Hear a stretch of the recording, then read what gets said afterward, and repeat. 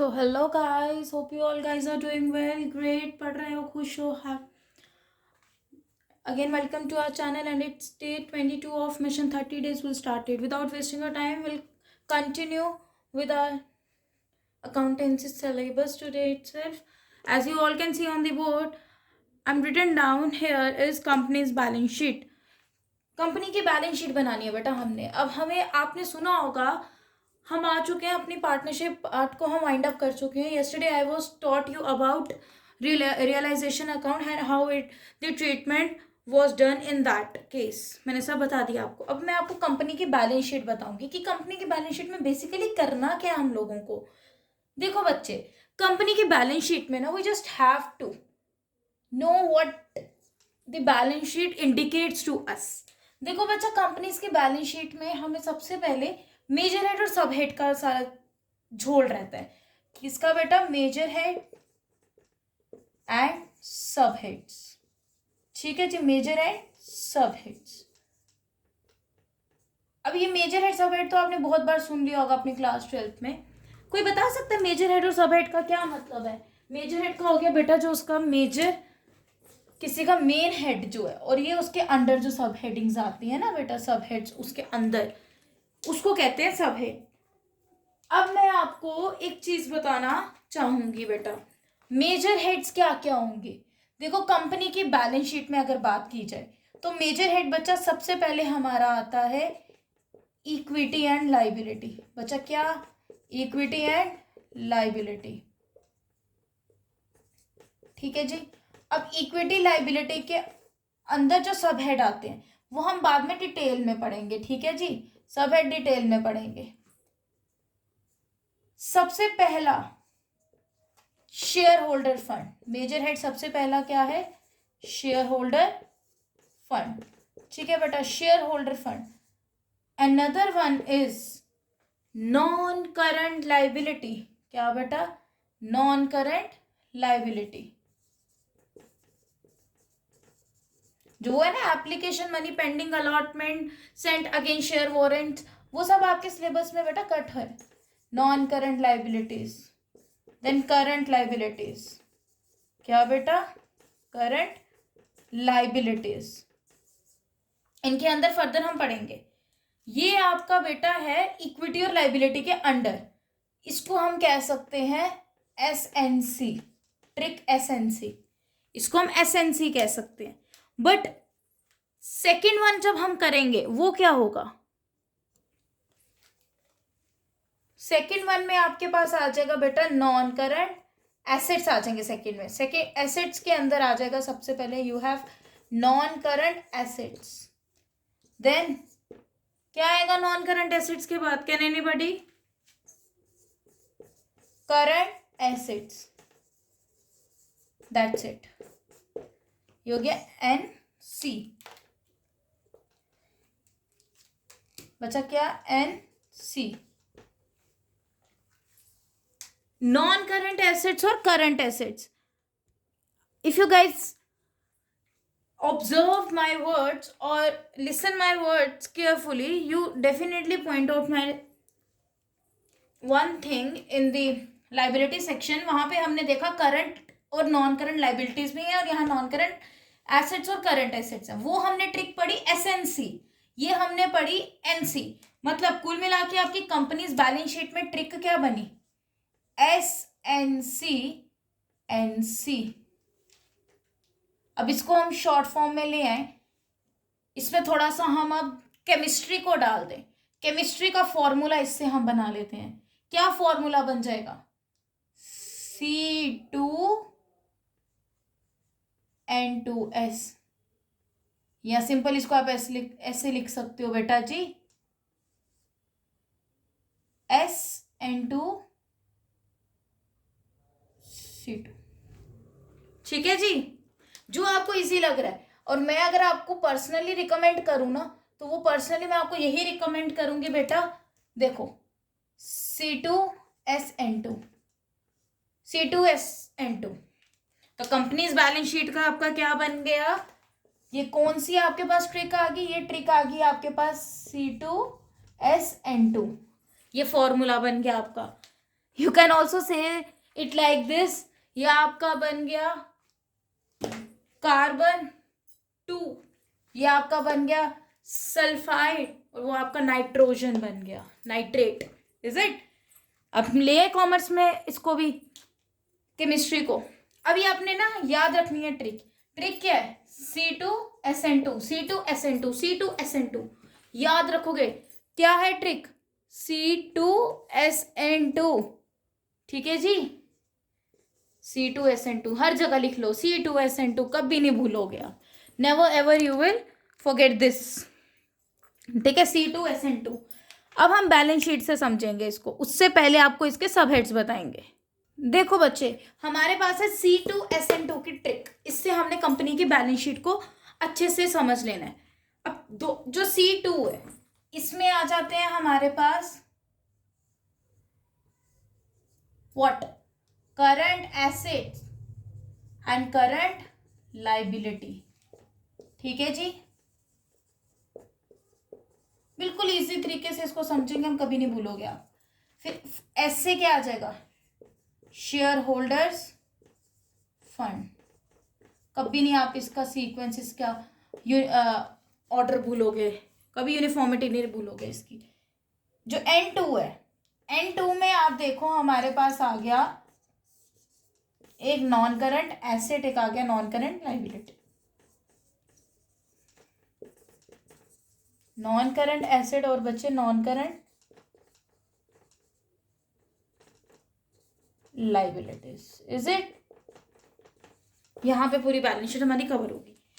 अब हमने इसके अंडर के पढ़ने हैं सब हेड्स। करंट एसेट के सब हेड क्या आएंगे? दीज आर देयर सब हेड्स, क्या आएंगे? और करंट लाइबिलिटी के सब हेड्स क्या आएंगे? बताओ। सबसे पहले पढ़ेंगे करंट एसेट में। करंट एसेट में आ जाते हैं हमारे पास इन्वेंट्री। बेटा क्या? इन्वेंट्री। फिर आ जाएगा हमारे पास, इन्वेंट्री को हम स्टॉक भी बोलते हैं बेसिकली। इन्वेंट्री में और क्या आता है हमारे पास करंट एसेट में? करंट एसेट में बेटा हमारे पास आते हैं ट्रेड रिसीवेबल, जिसको हम बिल्स रिसीवेबल भी बोलते हैं, ठीक है जी। Is it? फिर क्या आता है करंट एसेट में हमारे पास और? बताओ जी बताओ। और हमारे पास आती है इसमें current investment. Current investment. Then afterwards we having, क्या होता है करंट इन्वेस्टमेंट के बाद? बताओ जी। गुमसुम नहीं होना होता, बताओ। इसके बाद आता है हमारे पास बच्चे, बताओ जी, cash and cash equivalent. Cash and cash equivalent,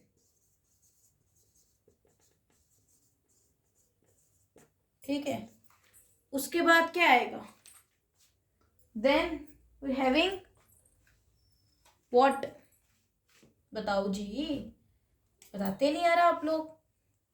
inventory आ गई, ट्रेड रिसीवेबल आ गया जिसको बिल रिसीवेबल कहते हैं, करंट इन्वेस्टमेंट आ गई, कैश कैश इक्विवेलेंट आ गए, और anything else we left with?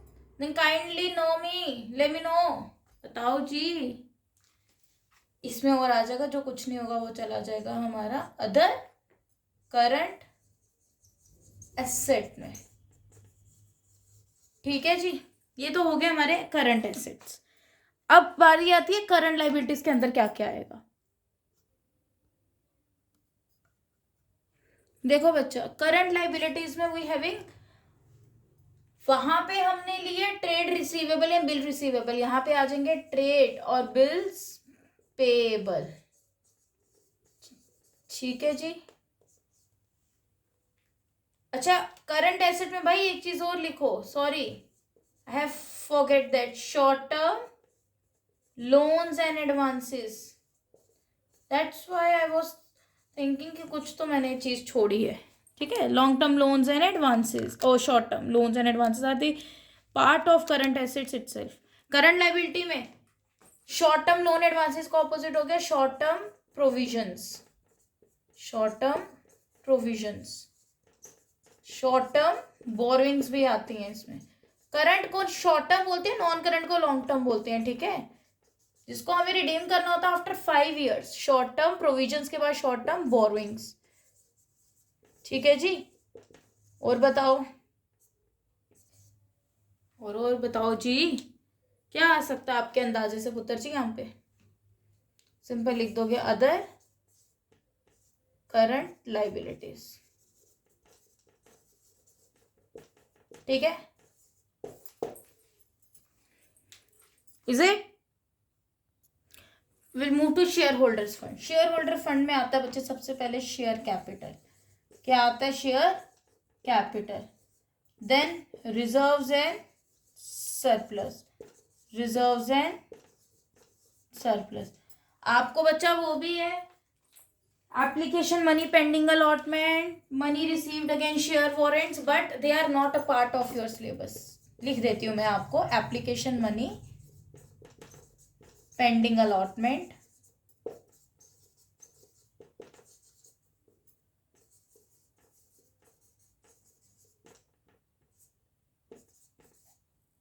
Money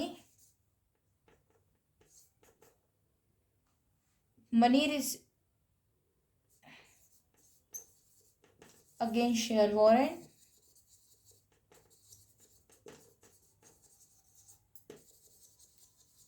ठीक है जी। These are the part types और subheads of shareholders fund. ठीक है, अब ये दोनों जो हैं these are not in our syllabus, but these two are a part of syllabus. ठीक है, now will move ahead towards non current section. ठीक है जी, देखो बच्चा, now will have non current assets and 2 left. Non current assets में क्या आएगा आपके पास बेटा? नॉन करंट एसेट्स में हमारे पास सबसे पहले आ जाता है बेटा what? Fixed assets. Fixed assets क्या आता है बच्चे? Fixed assets. अब जो ये फिक्स्ड एसेट होते हैं ना, इसके अंदर हम इसको टेंजिबल एसेट्स भी बोलते हैं। क्या बोलते हैं? Tangible assets. अभी जो टेंजिबल एसेट्स हैं, टेंजिबल एसेट्स हो गए आपके land, building, machinery and etcetera. ठीक है, they are those assets, tangible assets are those kind of assets which can be touch, feel and can be seen easily, but intangible फिर आ जाता है हमारे पास दूसरा नॉन करंट एसेट में, intangible assets। intangible assets फिर आ जाता है हमारे पास intangible assets, intangible assets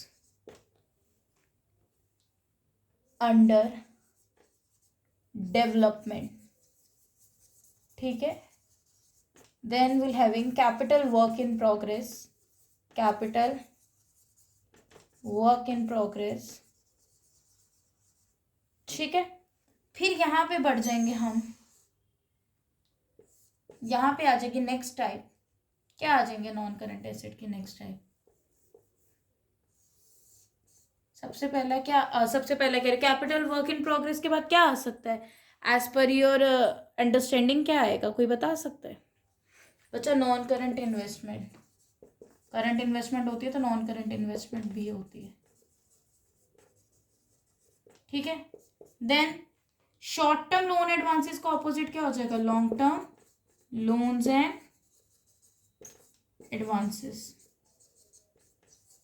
और बताओ जी, डेफर्ड टैक्स एसेट्स। डेफर्ड क्या होता है वर्ड? डेफर्ड का मतलब बेटा, डेफर्ड जो है, दिस डेफर्ड मीन्स फ्यूचर।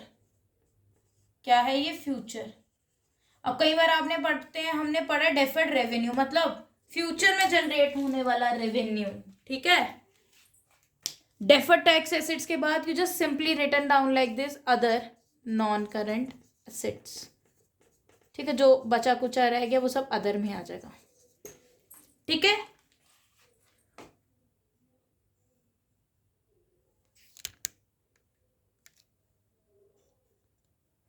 देखो जी, नॉन करंट लाइबिलिटीज में क्या आएगा नॉन करंट लाइबिलिटीज में? सबसे पहले बेटा वहां पे हमने लिखा करंट लाइबिलिटीज में लिखा था शॉर्ट टर्म बोरिंग्स, यहाँ पे आ जाएंगे लॉन्ग टर्म बोरोइंग्स।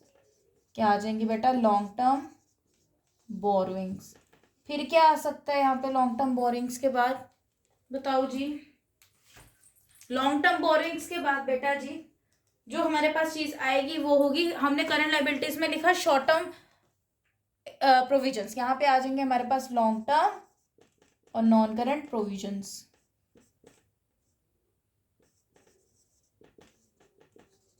ठीक है। देन आफ्टरवर्ड्स हमने नॉन करंट एसेट में लिखा डेफर टैक्स एसेट, बट यहाँ पे जो है डेफर टैक्स लाइबिलिटीज। ठीक है। नॉन करंट इन्वेस्टमेंट हमने लिखी थी पीछे, नहीं लिखी होगी तो बच्चे उसमें काइंडली राइट डाउन। उसमें नॉन करंट एसेट में हमारे पास नॉन करंट इन्वेस्टमेंट भी होती है एक चीज़। ठीक है। यहाँ पे हमारे पास नॉन करंट इन्वेस्टमेंट भी आती है। इफ आई स्किप्ड देन भूल चूक माफ करें, यहाँ पे लिख लेना। ठीक है जी। अब आ जाएंगे नॉन करंट लाइबिलिटी में लॉन्ग टर्म बोरिंग्स होगी, लॉन्ग टर्म प्रोविजंस हो गए, डेफर्ड टैक्स लाइबिलिटी हो गई, और क्या आ सकता है बेटा नॉन करंट लाइबिलिटी में? कोई बता सकता है? हाँ जी, है कोई बता सकता है क्या आना चाहिए पुत्र?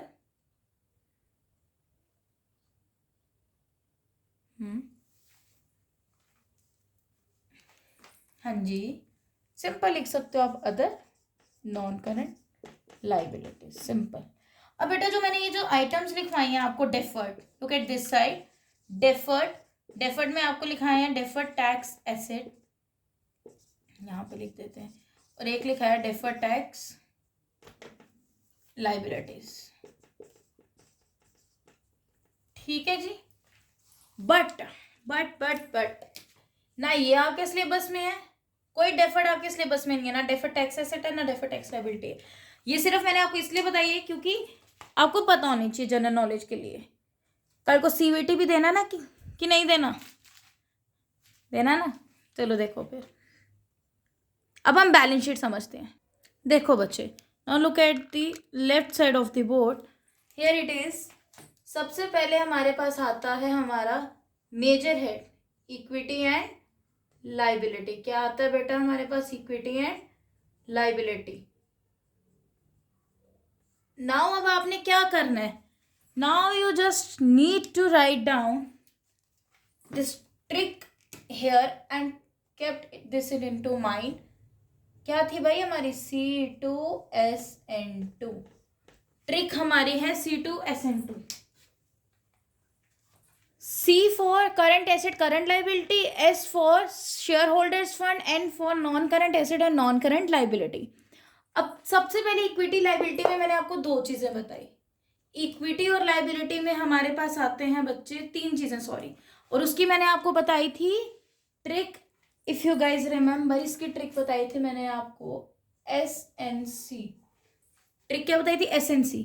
मतलब इसके अंदर सबसे पहले क्या आएगा आपके पास? Shareholders fund, S for shareholders fund. ये ऐसे ही बनेगी आपकी कंपनी की बैलेंस शीट बेटा, shareholders fund.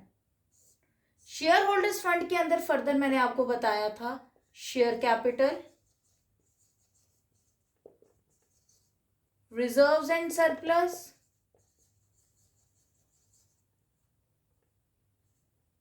Reserves and surplus. अब जो इसके बाद मैंने आपको बताया, that is not in your syllabus, not a part of your syllabus. ठीक है।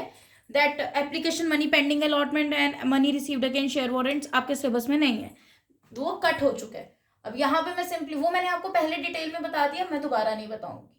Second one is your N, non current liability आएगा इक्विटी लाइबिलिटी में। एसेट्स में एसेट्स वर्ड यूज करोगे। नॉन करंट लाइबिलिटीज में मैंने आपको सबसे पहले क्या बताया? लॉन्ग टर्म बोरोइंग्स, बच्चा लॉन्ग टर्म बोरोइंग्स। फिर उसके बाद मैंने आपको बताया, बताओ जी क्या बताया? उसके बाद afterwards I taught you long term borrowings के बाद deferred tax liability. Which is not a part of your syllabus, लिख लो। चलो, अब वो दोनों मैंने नहीं ऊपर लिखे, एप्लीकेशन और मनी, क्योंकि वो पार्ट नहीं है, ये भी पार्ट नहीं है, बट स्टिल पता होना चाहिए, अच्छी रहता है। वेस्ट तो नहीं ना जाता, आपको पता होगा तो लाइफ में कहीं ना कहीं तो काम आ ही जाएगी चीज। फिर आएगा long term provisions, long term provisions. Then क्या आ सकता है, अदर नॉन करंट, अच्छा अदर नॉन करंट लाइबिलिटीज। ठीक है, समझोगे एनसीएल से। अब अगर आगे बढ़े, we have C in equity and liability section, we left with C. अब सी में क्या आएगा, करंट लाइबिलिटी। करंट लाइबिलिटी में क्या आएगा, सबसे पहले short term borrowings,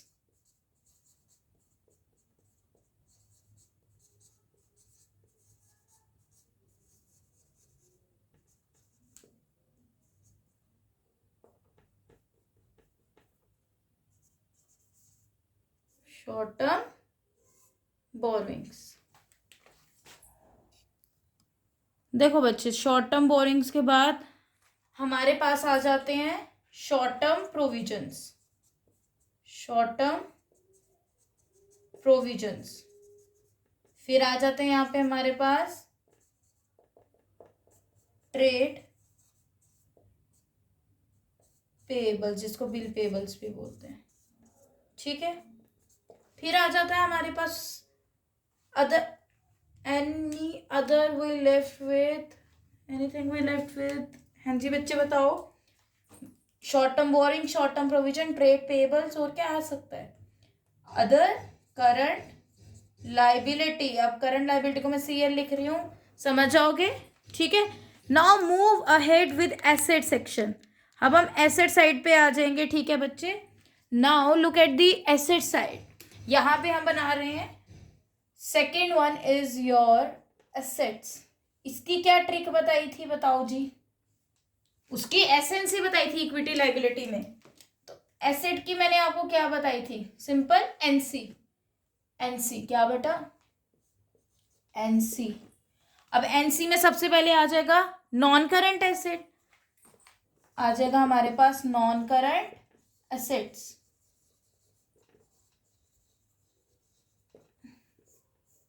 non current asset में हमारे पास फर्दर आ जाता है अंदर इसका सब हेड, सबसे पहले फिक्स्ड एसेट्स, फिक्स्ड एसेट्स। अब फिक्स्ड एसेट्स के सब हेड में आ जाता है tangible assets. Tangible assets are fixed asset and fixed assets are tangible assets बच्चा। Second one is, they are those kind of assets which can be depreciate or appreciate. Fixed asset के बाद बचे we have intangible assets as a subhead in non-current asset. Intangible asset. फिर आता है intangible assets under development. बेटा क्या आता है intangible assets under development? ठीक है जी। Afterwards we have capital work in progress. What we have, capital work in progress। ठीक है जी। इसके बाद हमारे पास आते हैं नॉन करंट इन्वेस्टमेंट। क्या आता है बच्चा, नॉन करंट इन्वेस्टमेंट। जहां वर्ड नॉन करंट यूज हो रहा है वहीं आप लॉन्ग टर्म कह सकते हो, जहां करंट यूज हो रहा है वहां शॉर्ट टर्म। अब चाहे वो लॉन्ग टर्म एसेट हो या लॉन्ग टर्म लाइबिलिटीज, या शॉर्ट टर्म लाइबिलिटीज और शॉर्ट टर्म एसेट्स हों। ठीक है, nothing to panic about. Non current investment के बाद आ जाएंगे long term loans and advances, loans and advances. ठीक है जी। फिर लास्ट में आ जाएगा, एट लास्ट हमारे पास आ जाते हैं other non current assets. Defer tax assets भी होते हैं बेटा, डेफर टैक्स एसेट्स भी होते हैं, बट ये वही आ गई ना बात, पार्ट नहीं है हमारे सिलेबस का। At last simple written like this, other non current assets. यहां तक किसी को डाउट है? नहीं। अब हम बढ़ेंगे करंट एसेट की तरफ। Due to the deficiency of space will continue with current asset from the top. Now we have current assets. अब बेटा जी करंट एसेट में हमारे पास क्या आता है? करंट एसेट में बच्चे we have the very initial sub head of current asset is क्या आएगा? इन्वेंट्रीज. खाली इन्वेंट्री भी बोल सकते हो और इन्वेंट्रीज भी बोल सकते हो. इन्वेंट्रीज में हमारे पास इन्वेंट्री को हम स्टॉक भी बोलते हैं भाई. इसमें लूज टूल्स वगैरह जैसे सब होते हैं वो आते हैं. फिर आ जाता है आपके पास करंट एसेट में short term loans and advances.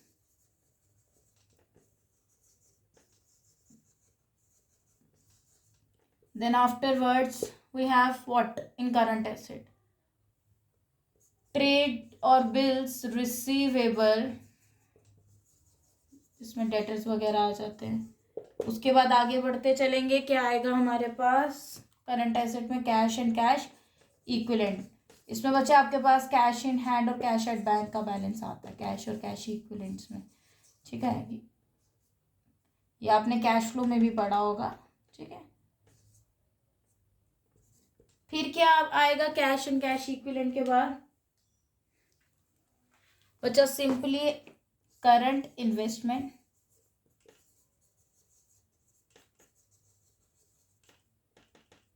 ठीक है, उसके बाद आ जाएगा अदर करंट एसेट्स. जब आपकी लाइबिलिटी साइड खत्म हुई आपने इसका टोटल कर लेना है. ठीक है, जब आपकी एसेट साइड खत्म हुई आपने इसका टोटल कर लेना है. And I don't think so कि I actually need to clear you one thing कि your assets and liability side should be equal. The sum of these two side should be equal और must be equal in case of balance sheet. क्योंकि किसी भी type की आप balance sheet बनाओ, चाहे company की बनाओ चाहे आप उसकी बनाओ, क्या बोलते हैं कंपेरेटिव या कोई भी बनाओ, that's another thing comparative common size. But हम यहाँ आ जाए तो balance sheet must be equal. ये आप 11th में सीख चुके हो. तो अगर आपकी एसेट साइड लाइबिलिटी साइड या एसेट साइड आपस में बराबर हैं, they are balancing in nature और दे आर शोइंग इक्वल और same balances, then it means your question is full fledged, completed with true methodology. Then nobody can even cut your marks. अब amount कैसे लिखनी है? अब कई बार बच्चे, अब हम इसका क्वेश्चन करेंगे. ठीक है, इसमें अगर हमें कई बार दिया होगा आपको कोई भी टाइप का रिजर्व दे दिया होगा और वो आएगा आपका रिजर्व सरप्लस में, उसके लिए नोट्स टू अकाउंट की मेंटेनेंस होगी. उसके लिए क्या होगी? नोट्स टू अकाउंट मेंटेन होंगे. देखो बच्चे, जब आपको कुछ आइटम बोलते हैं, ये क्वेश्चन करना कैसे सॉल्व? इसमें सिंपली आपने नोट्स टू अकाउंट बनाने हैं. ठीक है, पर्टिकुलर्स, डिटेल्स, अमाउंट. ठीक है, डिटेल में हम सारी कैलकुलेशन करेंगे और आउटर कॉलम में डाल देंगे अमाउंट में. ठीक है, देखो अब आपको लग रहा है आपके पास इक्विटी या प्रेफरेंस शेयर कैपिटल है और वो आपको लग रहा है किस में जानी चाहिए, इक्विटी शेयर या प्रेफरेंस शेयर कैपिटल. वो जाएगी आपके शेयर कैपिटल में यूजुअली. अब आपने करना क्या है, यहाँ पे लिखना है नोट्स टू अकाउंट में 1, यहाँ लिखोगे शेयर कैपिटल. अब आपको क्वेश्चन में गिवन है इक्विटी या प्रेफरेंस, दोनों एक साथ हैं या अलग अलग हैं, वो इधर आएंगे. आपको लग रहा है इक्विटी शेयर कैपिटल और प्रेफरेंस शेयर कैपिटल. ठीक है, आपको लग रहा है कि डिटेल में डालोगे, आउटर कॉलम अमाउंट में डाल के क्लोज कर दोगे कि ये शेयर कैपिटल लिखना. फिर आप शेयर कैपिटल में लिखोगे नोट नंबर 1 और यहाँ पे वो अमाउंट डालोगे जो आपने वहाँ निकाली थी. पता लगा? वो शेयर कैपिटल में जाएगा एक्चुअल. अब कई बार क्लियरली आपको सीधा डायरेक्टली